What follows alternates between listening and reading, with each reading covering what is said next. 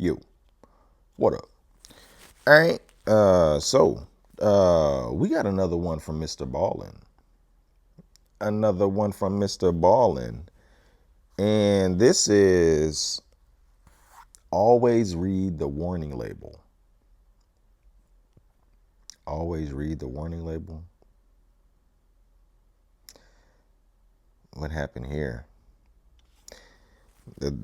They like eat something they're not supposed to eat, or it's smart to read. Yeah, always read the warning label. Always read the warning label. You know what I'm saying? All right, let's check it out. Here we go.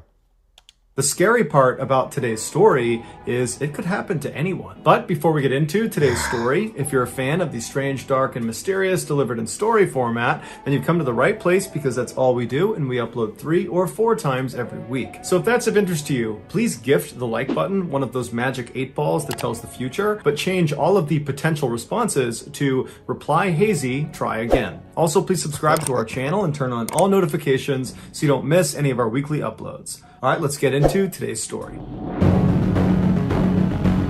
can happen to anybody. Okay. Side effects.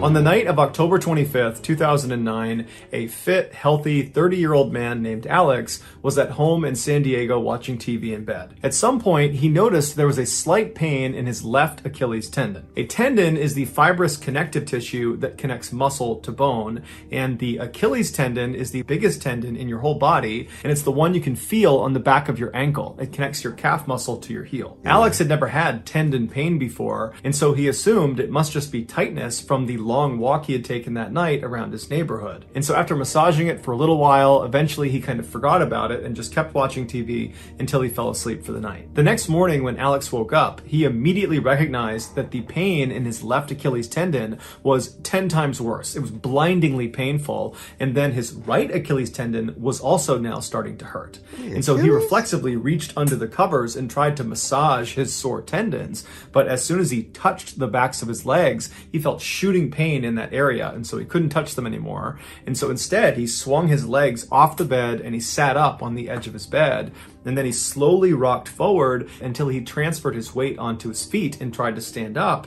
And as soon as he did, he fell to the ground because of the blinding pain in his tendons. And so he manages to pull himself back up using the bed. And then he hobbles his way out of his bedroom over to the top of the stairs. And then he grabs the railing and he carefully makes his way down the stairs. And as he's walking, it feels like the tendons are so tight, they're going to snap like a rubber band. And so he gets to the bottom of the stairs and he walks his way around into the kitchen, where he sits down and he kind of evaluates what's going on. And he thinks to himself, man, I must be developing a wicked case of tendinitis. Tendinitis is inflammation or irritation of the tendon. And so Alex grabbed his laptop, which was right in front of him. He opened it up and he began looking for ways to alleviate pain from tendinitis. And so after looking in a couple medical forums, he got up and hobbled his way over to the bathroom. He opened up the medicine cabinet and he grabbed the Icy Hot, which is a topical pain reliever. And then he hobbled his way into the first floor living room, where he laid down on the couch, and then he applied a healthy amount of Icy Hot on the backs of both of his legs right over his tendons, and then he propped his legs up on 2 pillows. And so he laid there and he's thinking, okay, so it's the weekend, I have today off, I'll just lay here until the pain subsides. But by that evening, the pain had not subsided, it had gotten progressively worse. And so Alex picked up the phone and he called a podiatrist, which is a doctor who specializes in feet and the lower half of your leg, and he made an appointment for the following morning to have a look at his Achilles tendons. And so after he hung up, Alex thought to himself, the best thing I can do is probably just go to bed. I'm bound to feel better in the morning. No. And so Alex hobbles his way back up the stairs, holding onto the railing, and he goes into his bathroom to wash his face. He reaches for the towel and he notices his thumb is suddenly locked up and he can't move his thumb. And then his other thumb too locks up, and he's looking at them and he can't get them to move. And so with his other fingers, he tries to move that thumb and bend bend that thumb, but he can't do it. The tendon in both of his thumbs had suddenly become unbelievably tight to the point where he couldn't move his thumbs anymore. Up until this point, Alex had convinced himself that whatever was happening with his Achilles tendons was probably minor, that with or without medical intervention, it was bound to just get better. But now he wasn't so sure, because the thumb situation, that really scared him. He had never experienced anything like that, and he couldn't help but think that whatever was happening in his thumbs was probably what was happening in his Achilles, making this a much more complex problem. So Alex forgets about washing his face or even going to bed, and instead leaves the bathroom and grabs the railing and hobbles back downstairs. He makes his way into the kitchen with the stiff thumbs, and he sits down at the table, he opens up his laptop, and he begins looking for any information about what is happening to him. A few minutes into his search, he was about to type something into Google when all of a sudden he felt the rest of his fingers start to lock up. The tendons in his fingers were tightening up, just like his thumbs and just like his Achilles tendons. And so now Alex is going into crisis mode. He doesn't know what's happening to him. He has no idea what to do, but he manages to calm himself down, and he told himself, Alex, tomorrow you got a doctor's appointment. They'll know what's wrong with you. They'll fix this. Everything's going to be just fine. And so despite his overwhelming urge to panic, he closes his laptop and he hobbles his way over to the stairs. He climbs up to the second floor and he goes directly into his bedroom, crawls in bed, and he goes to sleep. The next morning when he woke up, the tightness and pain in his Achilles tendons and in his hands had not gotten any worse. And that kind of comforted Alex. He's thinking, okay, we're past the worst of this. I just need to figure out what this is and then fix it. And so he crawled out of bed, he hobbled his way over to the stairs, he went down, he grabbed a quick bite to eat, and then he went outside to his car to head out to his doctor's appointment. When he got to his car, he reached for the door handle, and when he pulled on it, he felt an unbelievable surge of pain in the hand that was on the car. And when he looked down, all of the joints in that hand that had been pulling on the car, they had all separated. Like the connective tissue that kept his finger whole was no longer strong enough. So Alex screamed and he retracted his hand in horror, and when he looked at it, the joints had gone back to normal, but the pain in this hand persisted. And so on adrenaline alone, Alex managed to use his other hand and got the car door open. He went inside, and then he could barely grip the steering wheel because one hand is now wrecked and his other hand is not much better, but he managed to speed to the doctor's office. And then when he got inside, he could barely fill out the paperwork because one hand was wrecked and the other wasn't much better, so he couldn't grip the pen. But after he gave them his paperwork, the doctor finally came out and they brought him back to an exam room, and that's when Alex explained that originally it was just his Achilles tendons. That's why he had called for this appointment. But after making that appointment, not only had the pain in his Achilles gotten much, much worse, but there was also now pain and tightness in his hands, including one hand that had just fallen apart when he tried to open a door. Alex told the doctor that he had never experienced anything even remotely resembling this in his entire life. He led a very healthy lifestyle and really had no idea what could be causing this. Although he did say 10 days prior, he had finished a round of antibiotics. The drug was called Cipro, but previously he had used this drug with no issues. But as a precaution, he told the doctor because he knew one of the side effects of this drug was tendon problems. And so as a precaution, Alex had actually brought the paperwork for that drug, Cipro, and he gave it to the doctor. And so the doctor, after hearing the story, he reads through the fact sheet of this drug, and he tells Alex that he doesn't think it's a side effect of the drug. He thinks Alex is showing all the signs of having an autoimmune disease, like lupus or multiple sclerosis, and that he needs to go to a rheumatologist and get tested for that. And so Alex is horrified by this. He can't believe that only a couple of days ago, he was totally normal, and now it felt like his whole life was falling apart. And so he left that appointment, he went out to his car, and he called a rheumatologist, and he set up an appointment for a couple of days later to get tested, and then he went home. And over the next couple of days, as he waited for that next appointment, his condition only got worse. Every muscle, joint, and connective tissue in his body was either extremely tight or hurt or both. By the time he made it to the rheumatologist's office, he could barely move on his own. After the doctor had run several tests on Alex,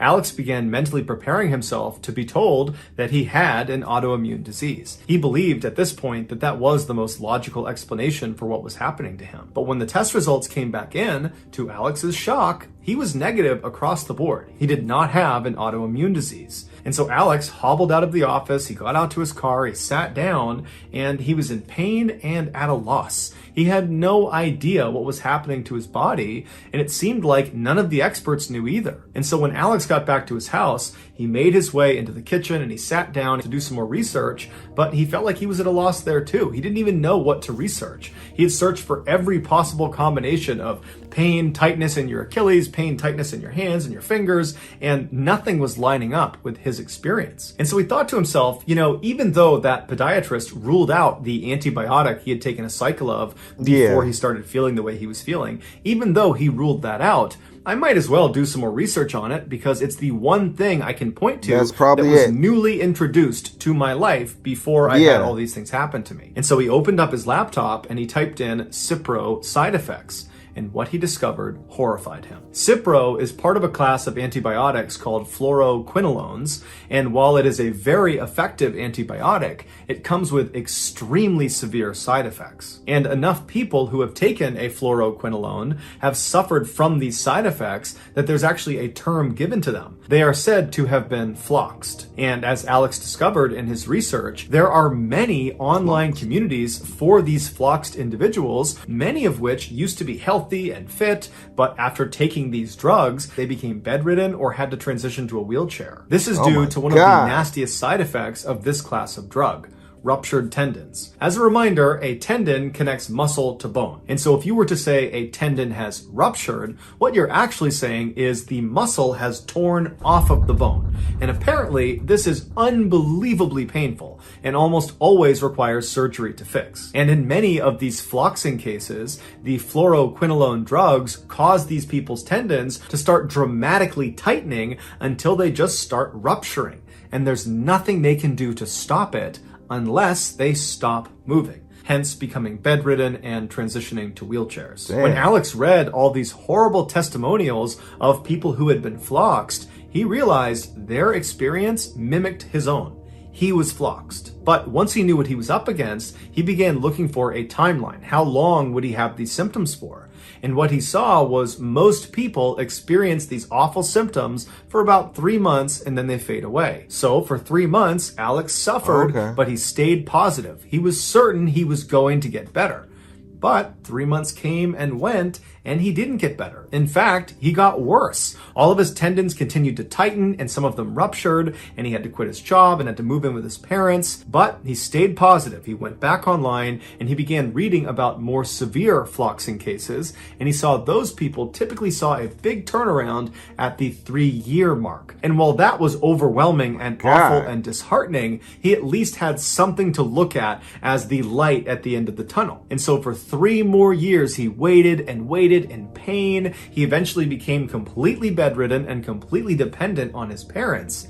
But then the 3-year mark came and went, and much like the 3-month mark, nothing got better, he just got worse. And that was when Alex realized he was in the range of people that suffered from their floxing permanently. In 2016, so 7 years after taking that fateful dose of Cipro, he wrote a blog post on his website updating the world about his condition. In it, he says he's only gotten worse and that his life effectively came to an end in 2009 when, over a 6-day period, he swallowed those 12 Cipro pills.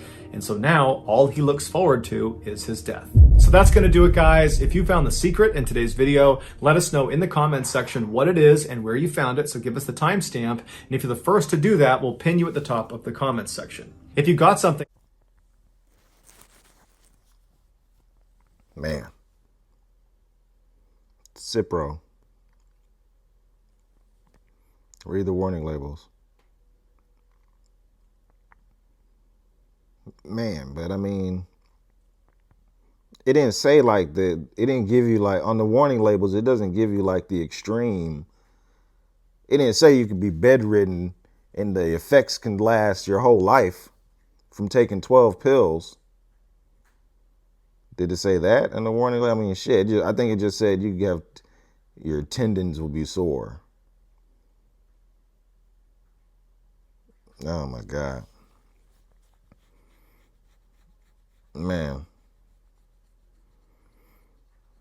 And then it's that drug Cipro, is that still out there? Are people still taking Cipro?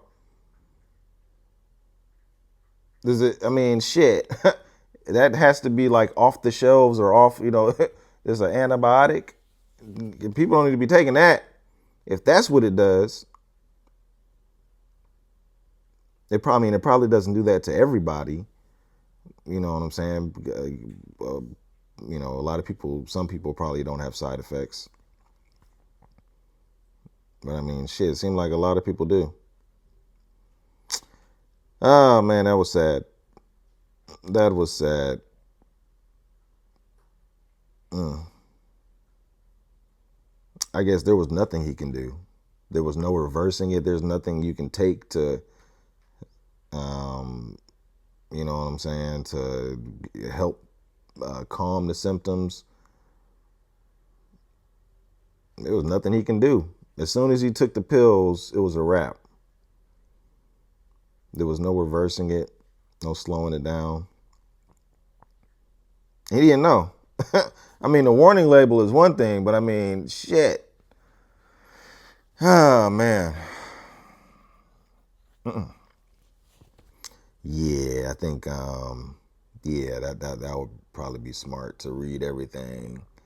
Read the fine print, you know. There's a lot of that out there. You be seeing that like in the commercials. They'll say something real fast at the end of the commercial. You know what I'm saying? Try to sneak something by you. You gotta, slow it down to listen. It might save your life. Oh man. That was sad. That was sad.